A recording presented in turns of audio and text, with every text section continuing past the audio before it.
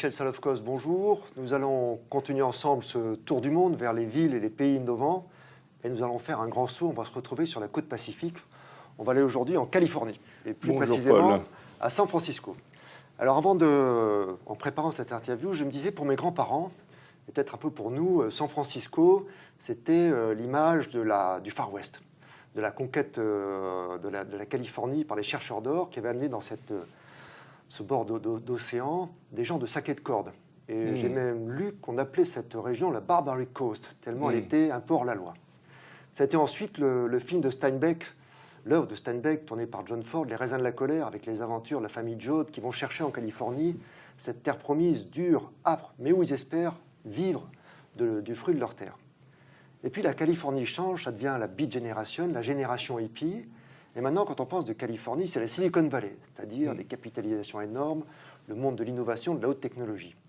Alors, est-ce que vous pourriez tout d'abord nous dire, la Californie, vous connaissez, San Francisco plus singulièrement, comment est-ce qu'on passe d'un monde attaché à la terre, à la recherche de l'or, à la production agricole, à ce monde de la haute technologie? Ça a été effectivement des vagues complètement différentes. Un des auteurs, dans chaque pays, c'est intéressant d'étudier l'auteur fétiche, en fait. À Taïwan, vous allez avoir un écrivain fétiche comme à Paris, etc. Et le grand auteur fétiche de Californie, que vous pouvez voir sa statue dans différents endroits, etc., c'est Jack London. Ouais. Et Jack London, il faut lire les livres de Jack London pour connaître ce que c'était que la Californie au début du siècle. C'était un endroit, effectivement, où tout était possible, où la richesse se développait ou disparaissait très rapidement, où des milliers de personnes sont venues chercher de l'or en trouvant plus ou moins. Et d'ailleurs, finalement, ceux qui ont fait fortune, c'est ceux qui vendaient les pelles. Oui, et ça, c'est resté. Ceux qui trouvaient. C'est resté une idée intéressante, même dans le cadre de la Silicon Valley. Et effectivement, c'est un pays qui, en tout cas, a cela comme fil rouge, qui est cette sorte de ruée vers l'or. C'est-à-dire qu'il y a eu différentes vagues, et à chaque fois, ça a été une sorte de ruée vers des ors différents, vers d'autres horizons. Et c'est un endroit très original. J'ai pas trouvé dans toute la planète d'endroit aussi particulier, aussi singulier. Chaque endroit est vraiment particulier, mais celui-là est vraiment particulier, notamment parce que c'est un des endroits, sans doute, le plus tourné vers le futur. Du fait que les gens n'ont pas de passé, qu'il n'y a pas eu d'histoire, que ces vagues, en plus, se sont cassées les unes sur les autres. Enfin, il y a eu une disruption. Et la vague précédente ne ressemble pas du tout à la suivante, etc. Au fond, les gens sont tournés vers le futur. Et il n'y a pas du tout ce poids de l'histoire, des traditions. Même dans la manière de manger, je me rappelle quelqu'un, au moment du dessert, il a retourné son assiette. Alors, je n'avais jamais vu ça. J'ai dit, mais c'est quoi cette manière de manger le dessert sur l'autre face de l'assiette? Il me dit, j'ai eu juste l'idée ça maintenant, je fais ça. Alors, c'est effectivement un peu l'image qu'on a de la Californie actuelle, une ville, ou San Francisco, une ville extrêmement cosmopolite, mais quand même avec des extrêmes, c'est-à-dire qu'il y a d'un côté la Silicon Valley, on sait qu'on est très proche du Mexique, qu'il y a beaucoup de latinos, comme ils disent, qui vont là-bas. Quelle est votre image de la Californie, qui en même temps est devenue, si tant est que ce soit un État indépendant, la 6e puissance économique du monde? Voilà, alors si vous voulez, il y a une chose que j'ai assisté, pas à toutes les vagues, j'étais pas là au début du siècle, ni même dans les années 50. J'ai lu passionnément Jack London parce que ma mère adorait la littérature anglaise, américaine, et donc j'ai eu la chance de lire Jack London. Alors peut-être ça m'a donné une sorte d'amour pour la Californie avant même d'y être allé.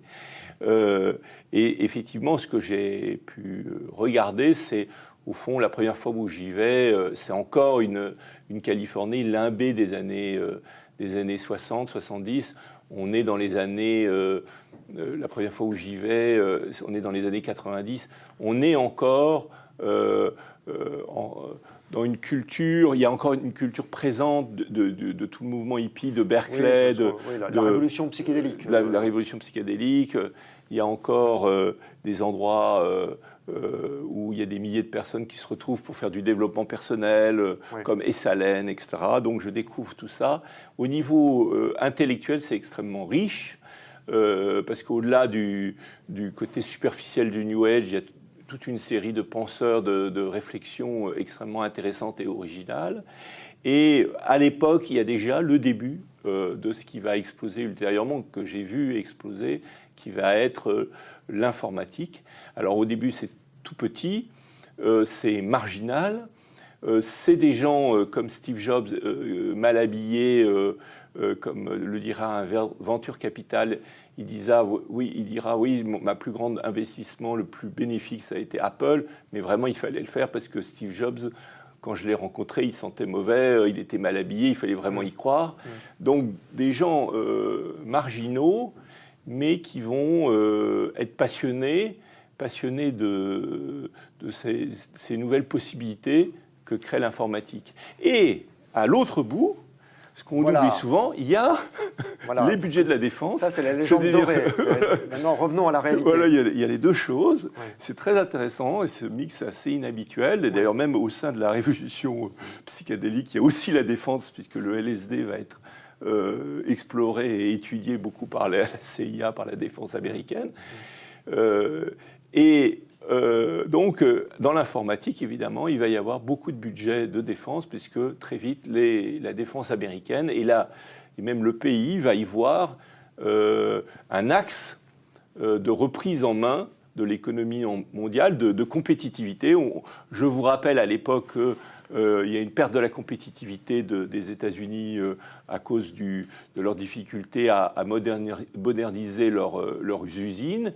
Le Japon prend la main et à ce moment-là, il y a un bras de fer. Les États-Unis se prennent comme priorité nationale numéro 1 la maîtrise de l'amont jusqu'à l'aval de l'informatique. Et il va y avoir des millions de dollars, des centaines de millions de dollars qui vont être déversés en Californie sur des sociétés comme Intel, Hewlett-Packard, pour maintenir la compétitivité américaine dans ce domaine. Alors, est-ce qu'on peut dire que ce monde un peu particulier de la Californie, c'est la conjonction à la fois de ce que vous venez de dire, l'intervention de l'État fédéral, beaucoup d'argent, en même temps une culture un peu marginale qui n'a pas les freins du passé et qui peut donc se jeter assez facilement dans ce qui est une frontière nouvelle, mais encore très indécise. Est-ce que c'était Oui, je pense que le mélange a été explosif, c'est le cas de le dire. À la fois beaucoup de financement, beaucoup d'intellectuels, parce que les deux universités, Berkeley et Stanford, forment des milliers de personnes, et puis aussi des intellectuels du monde entier viennent. Et il y a aussi une autre chose que j'ai vu, alors là, vraiment, c'était mon premier thème de recherche, un de mes premiers thèmes de recherche quand j'ai travaillé au ministère de la Recherche, et c'est passionnant, j'ai vu le Venture Capital, ce qu'on appelle le Venture Capital, c'est-à-dire le financement des startups, qui porte bien son nom, c'est une aventure.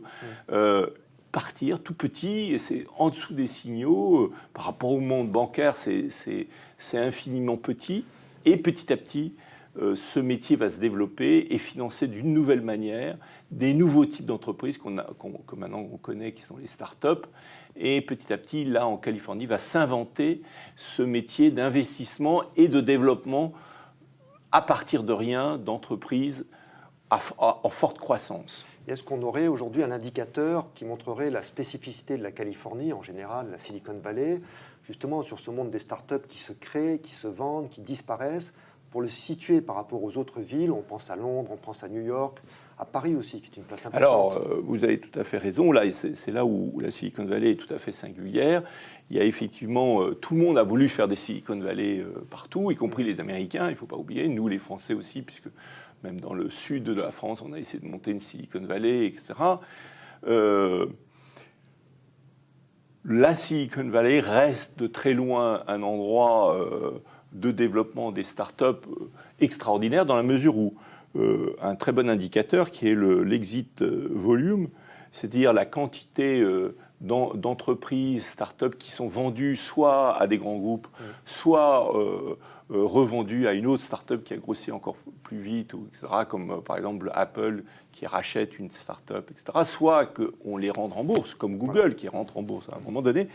Ben, cette exit value est supérieure à elle toute seule ou est égale, enfin ça varie des années, mais elle est massive par rapport aux 19 autres suivantes.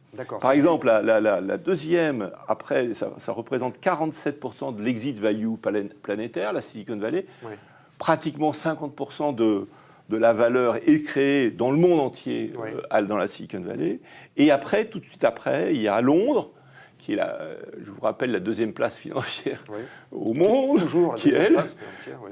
est à 10%. Ouais. Donc un écart il y a un écart mais considérable, et ce qui fait aussi que la Silicon Valley a une sorte de gravitation, puisque quand vous avez une start-up qui marche bien, même en France, Oui. eh bien naturellement, elle va avoir tendance à glisser, et c'est une chose qu'on pourra approfondir dans une prochaine vidéo, c'est la Voilà. spécificité de elle va avoir tendance à venir à la Silicon Valley pour justement grossir encore plus vite, et finalement se revendre parce que c'est le meilleur endroit au monde. Et donc là, il y a un phénomène d'attraction qui fait que le succès va au succès et que la Silicon Valley continue à grossir malgré que tout le monde est en train de se réveiller. Le monde entier est en train de développer du start-up. Justement, on va essayer dans un second interview de voir, puisque le centre du monde, vous nous dites, s'est déplacé, en schématisant, de New York vers San Francisco, la Silicon Valley. Quel regard, nous, peut-on avoir, Européens, Français? Il ne s'agit pas d'imiter bêtement, il y a autre chose à faire. Donc on va vous écouter sur un second interview. Merci. Pour cette présentation globale de ce nouveau territoire. Merci Paul.